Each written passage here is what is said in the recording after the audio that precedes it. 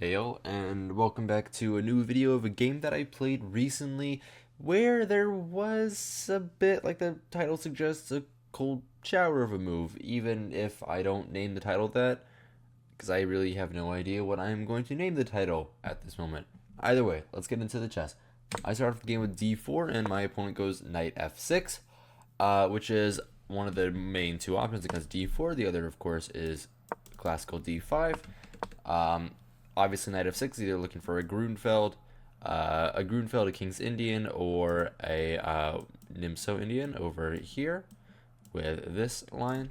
But what I like to do here, I like to go into a sideline where most people don't really know any of the theory, and I like to play this with bishop g5, which is the Jampolsky attack, which I have been playing pretty religiously for a while now. And my opponent decides to go with the quote-unquote main line against it, a line that I don't really like for black, since I feel like it gives white kind of an easy game, which is this move d5. Black has many options here. E6 is my personal favorite. H6 is a move. G6 is a move. C5 is a move. Knight e4 is a move. There's a ton of options. There's a ton of options. D6 is a move. Very rare move, but it's a move. There's a lot of options here, but D5 is the computer's main choice, but it's not one that I like because the pawn is normally kind of weak after zoom bishop f6. Black already has a very interesting decision. Either you bring up the center with gf6, which enters lines that I actually really enjoy for white, even though the computer says that it's minus 0.1, or you enter ef6, which just gives white a very easy game where I don't actually have to think at all. So I just play e3, bishop f5, c4. This has all been played a million times before. My opponent goes knight c6, and I completely forgot all my theory. And I play kind of a stupid move, I have to admit. Now, here, knight c6 is normally not the move played. Like, normally you, develop the bishop b4 check. That's one of the main moves. Bishop takes b1 is one of them as well, so then bishop b4 check, the king has to move. It's an interesting line, but just to show you after here bishop b4, king e2, the king has to move since the queen can't block the diagonal. But there's a lot of interesting lines there, and I just kind of, after knight c6, I was like, you know what, I don't really think that there's much of a problem. Like, his ideas to go knight here cause some issues.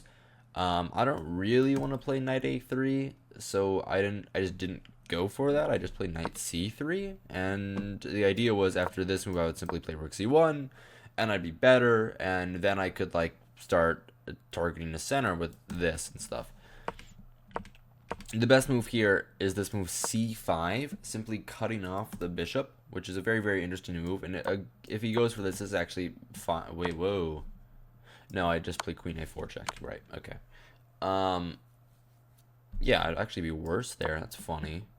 It'd be a lot worse after c6. Ooh. I'm glad I didn't do that. Either way. Knight c3. My opponent goes dc, which is a move in these positions, and I simply recapture. No sense in thinking there. My opponent goes bishop b4, and I'm like, okay, you know what? I like having the c file as like an option. If I don't put my rook there, then he's just going to maybe take, and then my rook can't really get involved in the game since the b1 square is defended by the bishop. And I'm like, you know what? Rook c1 seems like the best move. I could have also played the move knight e2. Like, this wasn't lost on me, but I thought that knight e2, like, I kind of want my knight on f3. But realistically, knight is better placed on e2. Whatever. Rook c1. My opponent castles. I go knight f3, which is kind of my goal. I wanted to play this move. I could have also played knight e2 or a3. I'm just reading engine lines, but I don't know. I'm not going to go into those. Knight f3 seems reasonable to me. My opponent goes knight back. And like a good Christian, I, of course, am going to not castle yet and play this move queen b3, which I thought was even better than castling. The trick is, queen b3 is designed to target this pawn, right? That's the whole point. I want to target this pawn. I want him to take me, then I go here, and then he loses his bishop here, which is like his whole advantage as black. Um, and I kind of just want to like target a c7 pawn. This is the main target of the positions of the c7 pawn. And like if he ever plays c6, there's some like easy ways to attack in there. This is also preventing the rook from coming in the center since the bishop is targeting this pawn. Bishop takes c3. He goes for it. You could have also played the move a5, which I was looking at. It is actually the best move, but bishop takes c3 is fine too. I take back with the rook because I want to keep my c file open. I thought this was reasonable. My opponent goes b6. For some reason, I don't understand that actually. Like they thought I'm not in danger of taking this. Like I'm not gonna take this. Like if he does anything, if he goes anything, I wasn't gonna take this pawn. I guess computer likes it. Okay. I thought that like this and like he gets in and I was like, what am I doing here? What am I doing? But I guess this is totally fine. And it's just have an outside passer. Okay, whatever. So I guess b6 is more than justified. Anyway, b6. A castle. I mean, I need to castle. Queen d6. And I go with this very interesting idea. I was thinking here for a while, and what I could do, I could like bring my rooks over here, target this pawn, but I didn't think the pawn was actually in that much of danger right now because, okay, that was terrible grammar, but whatever. In that much danger right now because it's easily defendable. Like he can always just bring his rooks here, put his knight in the center in some lines, and like be fine. And I didn't really want to do that. Also, c6, for example. Now the knight is defending it. Bishop can come back and defend it too. I wasn't too interested in that. So I thought of a very clever idea. I thought, where what I want to do, I want to take control of the center, but I can't do that because the bishop is here, right? The bishop is defending that. So I played this move knight d2 after a long think. Yeah, a minute think. And well, I had to calculate after e4, my opponent can't take here, targeting the knight because my rook comes here, and then the bishop goes back. And then I had to evaluate if that was actually good or not. Like that might not be okay. But I thought it was. I thought at the end of the day, like if he does anything, I guess this move helps. Like e4, he's obviously not going to take because that would lose. He would go bishop, probably d7. And then I thought, you know what, I can play d5 or something. And then I'm going to be able to bring my rooks over here to attack his king. I thought this was like the main point of it at that point. I was like, you know what, this is a decent idea. I should go for this. Yeah, reasonable. But here he has moves like c6. And it gets a little dicey. I have to be a little careful. I can't just immediately go like rook g3 or something. Because then b5 happens. And I'm just going to lose my pawn. So I have to be careful. But either way, my opponent doesn't allow me to do any of that, and instead plays the move bishop e6. Okay, if there's no bishop there, I can't hit it, so then the pawn will just hang. Cool. I thought for a little bit. Play the best move. I played bishop takes e6. I thought this was decent because now my rook is coming to life, and he's going to have two weaknesses instead of one. Fe, and I'm right. The position is a lot worse for him. I go with this move knight e4. Hitting the queen and forcing him to go back to this square, putting my knight on a better square. He has to defend both pawns. That's the only square to do it from. So he comes back. I go rook fc1. And I thought that, well, the pressure is like mounting. It's going to be like unbelievable at some point. But at this point, my king is still kind of weak because of the back rank. There might be some like serious back rank issues later in the game. So I have to be careful. And I kind of wasn't too careful. My opponent makes a big mistake. He plays this move knight d5, and I'm winning the game. I'm completely winning the game. I miss it entirely. I played rook 3c2, which is second engine move. But what I could have done here, which is this crazy line that I completely missed, I could have played rook to c6, which I was like, really? Is that the idea? Like, okay, I'm not gonna kick out this knight because knight c3. I'm just gonna hang my rook. What's going on? Why would I play this? I was really confused. While analyzing, I was like, what? Rook c6? That seems ridiculous because the idea is actually kind of insane. If my opponent just lets me be, plays a move like h6, then I go queen c4, putting more pressure on the pawn. And now the idea is knight c3. Now the idea is knight c3 to target this knight, get him out of there, and then win the pawn. Which is this nice idea, and it's actually like impossible for him to defend, which is really cool. That's why the best move in this position is f5 to hit the knight out. Then knight g5, and we get into some interesting lines. Now my knight's coming back here, and actually white is just winning. White is just winning at this point. Either way, rook 3c2, rook fe8, overprotecting this pawn, so then I can't really have any tactics against it, and also trying to play this, but like he could have not that move, but he could have like done that from here too. Knight c3 I thought was the only way to make progress here. I didn't see anything else. Rook c6 is still the best move, but I thought knight c3 was the only way to seriously make progress, because this knight was hindering me and I couldn't attack this pawn if the knight was defending it, because I mean knights are less valuable than rooks. So I thought I had to trade the knight no matter what.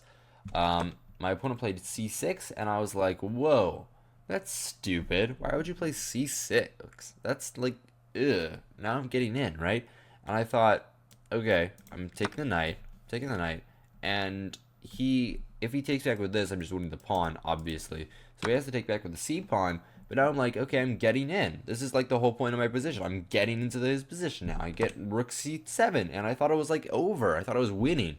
And then he has this stupid move. The reason why this is, I should stop like mentioning the title of this video. I have no idea what it's gonna be, but he has this really, really stupid move that I completely missed. He plays rook ec8, and I just completely missed this move. Like, really, really good move. He's just targeting this, and I can't take the queen because of back rank checkmate, right? So I was like so annoyed at this, and like if I trade everything, it's just a draw. Because I'm not able to get in a king and pawn in game. This is just a draw. There might be some chances, but it's just a draw. So I thought for a little bit, and I realized, okay, the best way to play, the only way to keep this game going, is to play the move queen c3 or queen c2 or whatever. It doesn't really matter, and like try to like target him. And I go queen c3, forcing him to play rook c7. I go queen c7, and I thought, okay, he can't really take, because then I'm going to take with my rook, and then his rook is going to be guarded to this. This pawn is going to be weak in all lines. He can't ever play this because I have this lines. I am just calculating all this crazy stuff. He has some weird like king f8 stuff, but I still think I'm better because these pawns are weak in the long run. I can bring my king.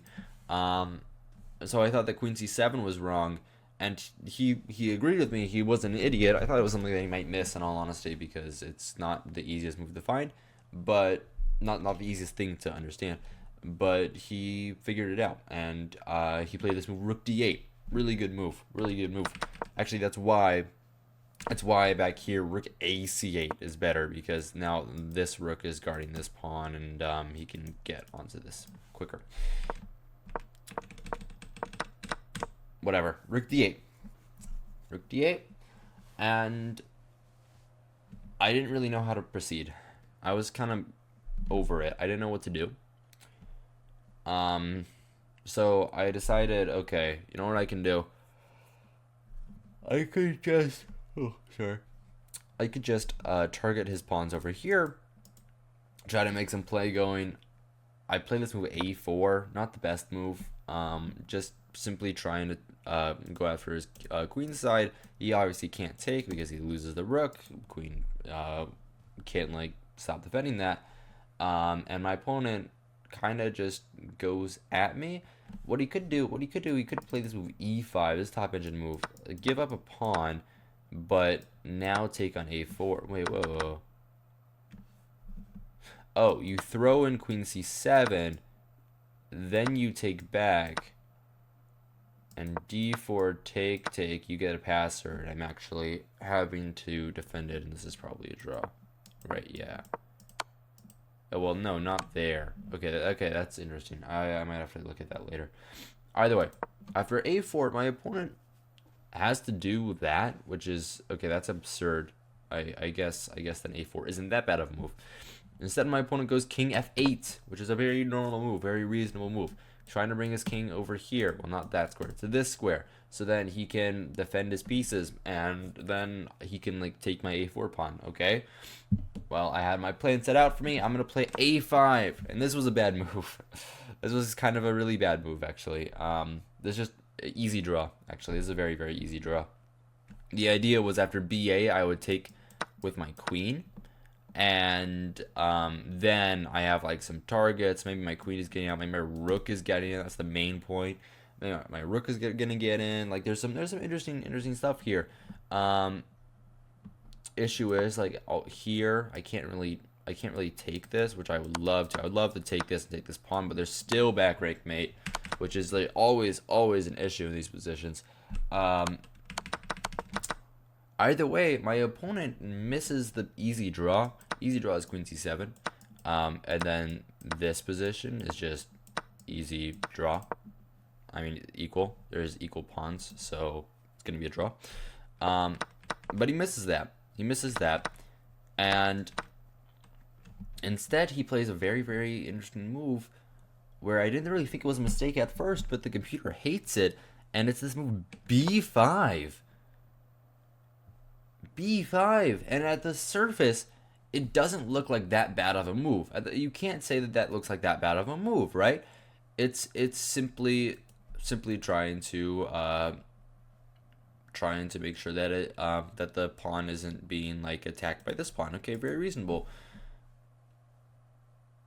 And my move, I didn't think it was that good either. I didn't think I was winning, but I had an idea, and my idea was I wanted to bring my queen back, bring my rook in, target this pawn, and maybe like go here, target these two pawns as well. Like I wanna do some like crazy like a queen shenanigans over here. But before I had to do that, there was an idea after queen g3, which was designed to go here and here. After queen g3, this line I calculated, queen g3, rook c8, takes.